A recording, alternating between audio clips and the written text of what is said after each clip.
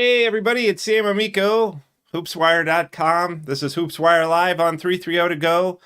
So good to be back. Feel like we've had a massive break. It feels like the Cavs haven't played since last season, frankly.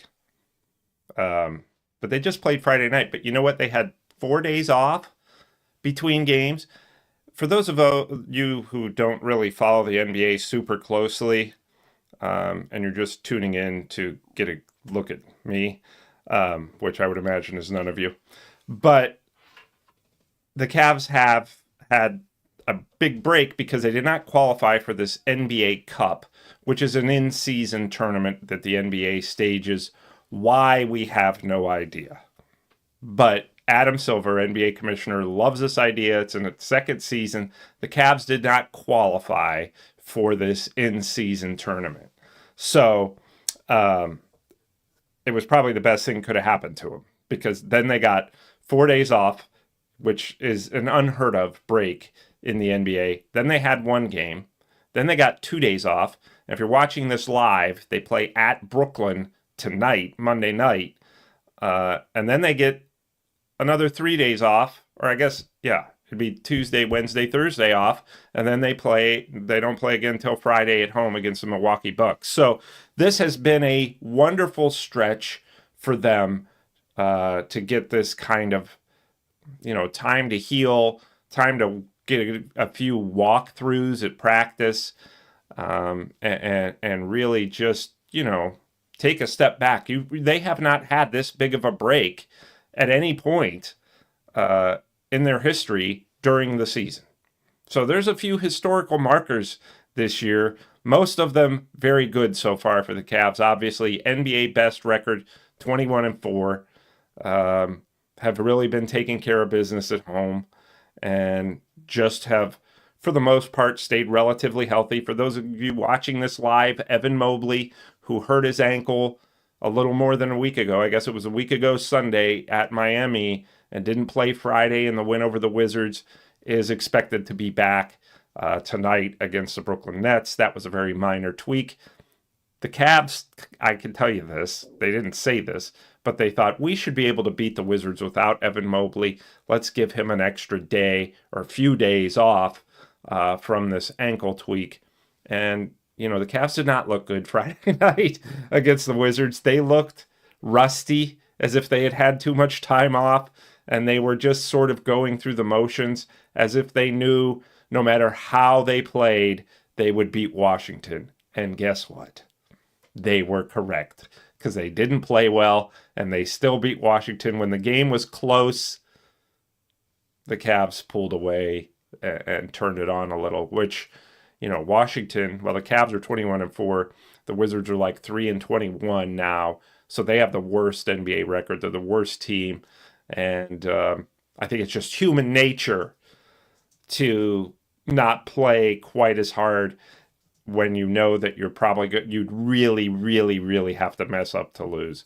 So the Cavs did not look great in that game, but so all anyone's going to ever look at is the standings. They're going to say 21-4. They're not going to say, boy, game 26 or 25 was not, should have won by a lot more. Nobody's going to say that. Ever. Except for right after the game, like I'm doing right now. But guess what?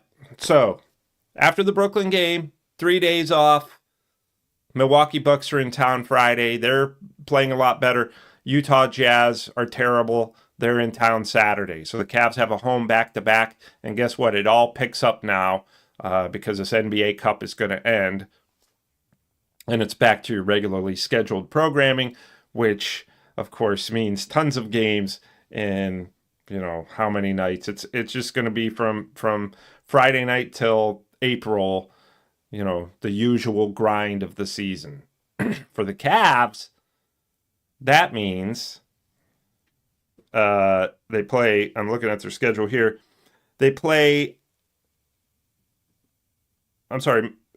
Friday, Saturday, and then Monday versus the Jazz. Saturday's against the Sixers, who are really struggling. And then Monday, home against the Jazz. And then all of a sudden, you go to Denver. which, that's never an easy place to win. The Cavs struggle there. They have Nikola Jokic. The Nuggets have been very up and down, but I still think they're going to pull it together at some point and be championship contenders. So you got to go to their place, which, before I go on to the schedule, I'll give you a personal experience. My first job, of course, was in Wyoming. I've talked about that on the show before. And at that time, well, I'm still playing basketball now, but at that time I was really, really playing all the time. So I moved from Ohio to Wyoming, my first job, and immediately got into a basketball league there. That was a good way to meet people. It was a good way to keep playing. And as a newbie to Wyoming, and I could tell you, at that point I was in, pretty good shape. And I could tell you the first game, I'm just like running up and down and, doing the usual basketball stuff. And at halftime, I'm like, why am I so winded? I thought I was in good shape. And I just, I didn't know at that point. I was, fresh out of college. And here, the air there, because you're so elevated, is a lot thinner. And second half of that first game, I started to get a little lightheaded. So I can tell you, Denver is right there by Wyoming, obviously. And I actually just wore my Air Force Academy shirt today for no reason other than I was too lazy. And I thought, oh, there's something in the drawer that's clean. So that's why I picked this. But, of course, the Air Force Academy in Colorado, not far from Denver. And it all ties in. See? I'm so good I can tie stuff in by accident. Anyway, back to the Cavs schedule. So it's never easy to play in Denver, and plus the Nuggets are a good team. After that, the Cavs go to Golden State, and they blew Golden State out in Cleveland already. The Cavs match up with this Warriors team pretty well. It's not like the old Warriors, although Golden State just made a trade and got Dennis Schrader from the Nets. The Cavs have always struggled against him. So he's not an NBA All-Star, but he's a good point guard, and I don't know why. Just when the Cavs face the Nets, that's who he was traded from. They've struggled against him. So let me tell you about this trip, okay? At Denver, at Golden State, at the Lakers, and at Dallas. That's a grueling stretch there that'll bring them into January. In fact, they play the Lakers in Los Angeles on New Year's Eve, 9 o'clock. Guess who's going to be dribbling as the clock strikes midnight for the website?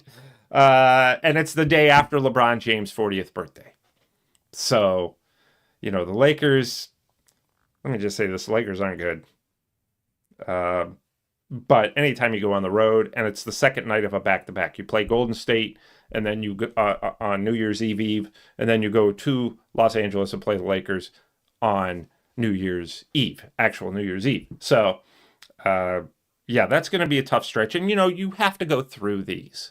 Everybody goes through these. Going at Dallas, which last night, Luka Doncic had, I think, 42, 43 points at Golden State. The Mavericks have been playing incredibly well. They've pulled it together. They went to the to the NBA Finals last year, emerged from the West. So this is going to be an extremely difficult stretch for a team that really prides itself on having the NBA's best record. And the Cavs want to continue to have the NBA's best record by the end of the season. So these are the games that really, really test your mettle.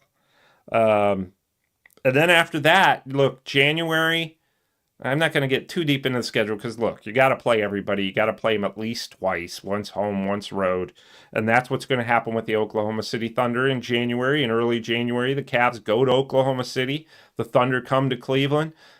Oklahoma City doesn't really excite a lot of people outside of Oklahoma City. They're not, it's not a big market in terms of an NBA market or a sports market. But you go to the Thunder games, and I can tell you those crowds there are probably the most, other than Cleveland and Oklahoma City and really probably Boston for a bigger market team. Those three teams have really the most And Sacramento, another small market team. Sometimes when you're the only show in town, like Sacramento and Oklahoma City, your crowds are just crazy, and that's the way they are in Sacramento, Oklahoma City. Cavs, one scout has told me, who's, been to all the arenas within the last couple of years, has said, this place is rocking. You know what else? You know what else he said? Cleveland is his least favorite arena to come to. You know why? And I can vouch for this as somebody who goes to all the home games. It's freezing in there. I don't know why. I've actually complained on Twitter, and I know Dan Gilbert follows me on Twitter, but I'm like, the building is too cold. Fans are wearing jackets during the games. At some point, I'll do an actual show here, but for now, I'll just complain. I don't know why that is. There was a reason behind that, and the reason behind that was, for some reason, at least from what I've heard, LeBron James, when he was in Cleveland, liked the arena colder, felt that it helped him perform better. So lo and behold, they made it into a meat locker. And LeBron left, but the meat locker stayed. And, where the media sits, there's some kind of big vent above us blowing in the cold air. I figured that's the way they get rid of us, is to freeze us out. And it's working. It's working. But the scouts sit in the media area, and I sit right in front of the opposing scouts. There's usually 3 or 4 a game, and I turn around and hit them up for information and also talk about the temperature. And they're all like, why do I need a winter hat and gloves? I turned around and told one scout, it was the last home game that I was at. I missed the Wizards game. So it's been a while since I've actually seen the Cavs live and been in the locker room, because they haven't been in town and they've had this huge break. But I turned around, I told the scout, I can't feel my face. And that was the second quarter. And we had I was worried after the game I wouldn't be able to type because my hands were too cold. So, and the media room is no better. It's not like they turn on the heat for anybody else. So I don't know why Rocket Mortgage Fieldhouse is always so cold. I tweeted something out about it and said, is it just me? And I had followers and readers on social media, on Twitter, well, X now, and they were all like, no, we're freezing. I don't know why that is. I don't know what the benefit of that is, because it's clearly only Cleveland, according to this scout who goes to all the other arenas. He said it's my least favorite one to come to because I'm freezing the whole game. I don't know. Maybe we need to start a petition. Please turn on the heat in the winter. I know that the majority of America would support that. What's and I think I talked about this last week, talked about my flat tire, talked about getting locked in the parking garage. When I was locked in the parking garage, I thought, they really don't want me coming to games. They're trying to freeze me out. Now they're trying to lock me out of it was like I was in jail. I couldn't move, couldn't get out of the parking garage. And I thought, someone is tired of Amico on 330 to go. And guess what? I didn't blame them. After that, the Cavs they come back home after this West Coast trip, but they do, look, in January, they've got to go to Houston, who's playing well. They've got to go to Minnesota. They've got to go to Oklahoma City, Indiana, which is actually a Tuesday night TNT game I hope to go to. So I do. Not only am planning to do most of the road games, but also, excuse me, I clicked on an ad on my phone. I not only most of the home games, but also some of these road games. Detroit, love going up to Detroit. See JB Bickerstaff. The Pistons have really, they've come along quite they made nice strides under JB. NBA trade season. I'm going to talk about that a lot next week and the weeks after that. But that's something that's coming up here. December 15th, which was Sunday, was the first day that you could trade players who signed this offseason.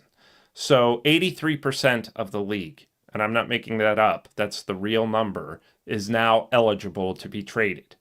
And guess what? That's great news for hoopswire.com because people love trade rumors and we run them like crazy. Cavaliers, probably not going to be super active.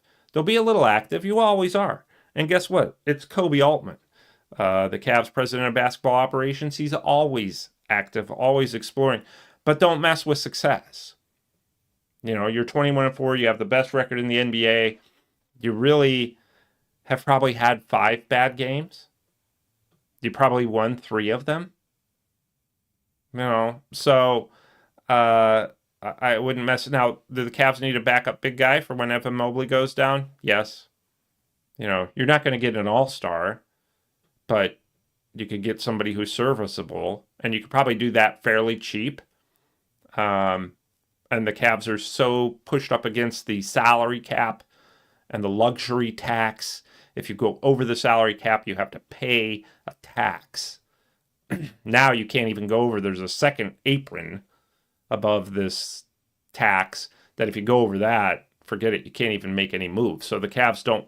They're closing in on that second apron where it's like we won't even be able to make a trade because of the new labor rules that would prohibit it. So they wouldn't even be able to make a deal if they get too far over that or too close to it. So you don't want to do that. So they're kind of limited in what they can do, and that was kind of why they brought in Kenny Atkinson. When we all sat around this offseason and said we're not going to make any moves, and we were questioning that, other than hire a coach, there's a reason behind that. Because these new labor rules make it really, really difficult to just go out and trade stars or even trade role players.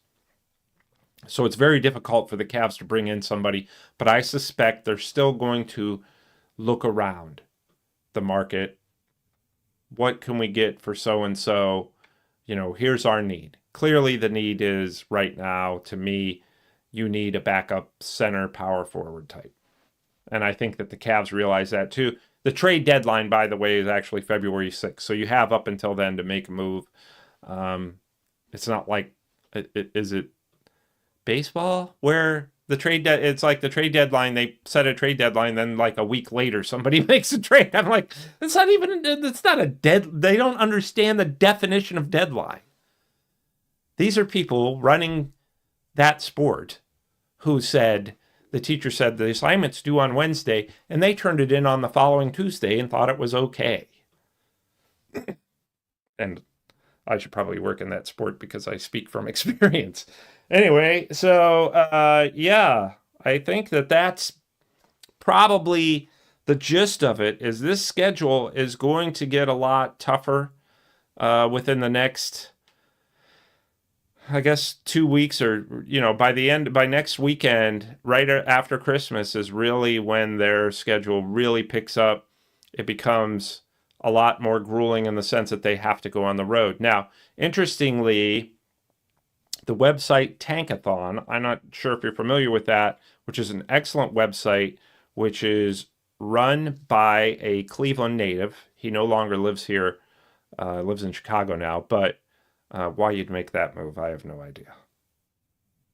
I prefer to stay close to the 330 to go. Now, I moved to Wyoming, not realizing that there would ever be a 330 to go or a Facebook or really anything beyond the typewriter. But but as soon as 330 to go came, you know, I obviously was already here waiting for it. So I think that the big thing there with the Cavs is I have no idea what I was going to say. Actually, no, I was going to say that the schedule, I'm going with Tankathon, they rank the remaining schedules, who has the toughest to easiest. And they do it, there's obviously some algorithm that they use that can determine which schedules are the toughest. And the Cavs are 21-4, and their schedules is of the remaining schedule. Now, this is based on opponent's winning percentage, current winning percentage, as well as road games, because that would bring your percentage down a little bit because road games are tougher. But the Cavs have like the 6th or 7th out of 30 teams easiest schedule remaining per Tankathon. I highly recommend going to that website after you visit hoopswire.com for the 5th time today, because there's so much stuff like that is usable and you can trust. And I remember last year, about this time, or probably the midway, probably in early January, actually, I looked at Tankathon, and the Cavs were buzzing at the time. Remember, they went through that stretch where they won like 17 of 18 with Mobley and Garland injured? Well, I went to Tankathon and looked at their schedule, strength of schedule, and they had like the second toughest remaining schedule at that point. And guess what? They didn't finish very well. They finished well enough. They finished 4th in the East. But that schedule just got brutal. Now, regardless of having the, say, 6th or 7th easiest schedule now from now until the end of the season, obviously the Cavs have that road trip I talked about. And, you still have to take care of business against teams that you're supposed to beat, especially at home. You got to win those games at home. These games like Brooklyn, obviously, if you're watching this live, they play at Brooklyn tonight. You would hope that the Cavs could win that game. But, Brooklyn is no joke. Brooklyn is about a 500 team and plays super hard, very well coached. Jordi Fernandez is in his first year as the Nets coach, as the first year as an NBA head coach. His career started with the Cavs. He was a former Charge coach of then Canton Charge, now Cleveland Charge. Jordi Fernandez was their coach, and I believe led them to the finals of the G League. He's a very good coach. He coached under Mike Brown when LeBron was here, and I believe under whoever replaced Mike Brown. No, he went with Mike Malone to the Nuggets, and then he went to the Sacramento Kings. Jordi Fernandez. So obviously a very good coach. So these games to me for Cavs are 50-50 games. You know what I mean? It's like, they should win, but I wouldn't be, it's not a huge disappointment if they lose. It's a road game against a young, hungry team that plays pretty well and is pretty well coached. So all of these games in the NBA from night to night, you have to show up, regardless of what our good friends at Tankathon, how they rank these schedules. And obviously they do it wonderfully accurately, but you still got to go show up, play the games. You got to hope that, you stay healthy through these situations, and you just have to take it, as they come, and not get too far ahead of yourself like a mediocre sports writer might do. So I don't know exactly who that guy would be who's mediocre, but I'm sure you guys have your own opinions. So I think that's really, with the Cavs having a nice break here, you hope that they didn't get too rusty, or, I saw one reader say something along the lines of, it's gonna impact their momentum and blah, blah, blah. I'm like, you can't worry about momentum 25 games in when you've got 57 games left. You can't say we're going to ride this momentum for 82 games. That's been done maybe twice in NBA history. So what you have to do, and guess what? The Cavs aren't the only team on the break, other than the Thunder and the Bucks, who are meeting in this NBA Cup championship, I believe Tuesday night. Forgive me for not knowing, because to me it's all just regular season games. And you know what? If you like the NBA Cup, that's great. But I don't think that most of you really care. And if you do care, I think it's not because, you're wanting your team to. I think it's more of a kind of a regular season fantasy basketball type of, or maybe you place bets on the games. I don't know. But I don't think the Milwaukee Bucks versus the Oklahoma City Thunder is going to have fans of the Cleveland Cavaliers or any of the other 28 NBA teams running to watch this game because it's a championship game. By the way, and I felt bad for the NBA because the Final Four of this cup is in Las Vegas. So last year, the Lakers were there, and a lot of fans came to the NBA Cup to watch the Lakers. Well, this year it was the Rockets against the Thunder in one game and the Bucks against the Hawks in the other. These are teams, other than maybe Houston, that don't really have a strong traditional fan base following that's going to travel with the NBA teams. You know how the Browns and the Steelers, really everywhere they play, not in Cleveland or Pittsburgh, their fans are there, right? The Steelers fans are waving those terrible towels last night in Philadelphia. And Browns fans, despite their embarrassing run and their embarrassing season, their fans still show up. They have a huge fan base because these teams have been around forever. The Milwaukee Bucks, Atlanta Hawks, Oklahoma City Thunder, and Houston Rockets, the NBA does not have fans who travel. You know, so you're in Las Vegas holding this NBA Cup, and it looked to me like they couldn't give tickets away. If you looked at the stands, it was one of those games where the ushers, one of those weekends where the ushers told people who had bought $5 seats and were sitting in the nosebleeds, please move down closer so we have more people on the camera. So if you want to go to the NBA Cup Championship game, there's your in. Go pay $1 for a ticket, and then they'll move you closer to the action. Which, if you're in or around Las Vegas, to me, that'd be well worth it. I hope my stomach just growled super loudly, and I don't know. I hope that was not picked up. But if it was, I think it's probably time to wrap this up. But anyway, so this is a nice thing. We'll wrap it up with this about the schedule. Is you do have a break. You had a time to look. The Cavs knew, Kenny Atkinson knew that the defense was kind of an Achilles heel in terms of defending the 3-point line. This is the time you shore that up. You work on some things. And Kenny Atkinson's been a master so far in his run as Cavs coach of finding a way to shore up their weaknesses and, identifying them and shoring them up. So that's all the good news. The Cavs do have 3 home games after Monday's game at Brooklyn. They have 3 home games in 4 nights, and then they hit the West Coast, and it's back to normal. And you know what? It should be a lot of fun. This is the fun time of year. It's really after Christmas is when the NBA season picks up. And you know what I'm going to do? I'm going to go pick up some lunch because obviously my stomach's growling. And I need to get out of here because can't have a hungry Sam Amico. That's an angrier Sam Amico than the guy who watches the Browns every week. So on that note, we will talk to you very soon, probably later this week. Hang in there and go Cavs.